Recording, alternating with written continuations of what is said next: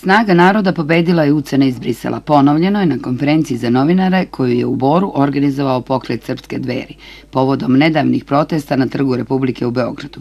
Sa ponosom ističemo da je 6. aprila pobedila Srbija, kao ideja na kojoj je pokret Dveri zasnovan. Verovanje da se svi Srbi mogu ujediniti i jedino tako zajedno sprečiti propast svoje otadžbine. Na Trgu Republike skupilo se nekoliko hiljada ljudi pod samo jednom zastavom, zastavom Srbije.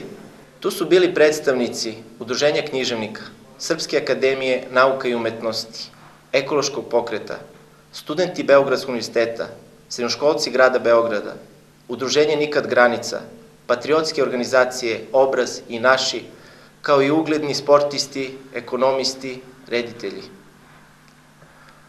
Poručili smo vladi Srbije da nikakva kapitulacija i predaja Kosova i Metohije ne dolazi u obzir. Reč kapitulacija ne postoji u srpskom rečniku. Braća sa Kosova i Metohije su nam jasno rekla da ostanemo sve dok vlada ne odbije potpisivanje ultimatuma iz Brisela. Ostali smo 3 dana i 3 noći. I to mogu da napomenem bez jednog incidenta, jer mi nismo huligani, već narod Svetoga Save.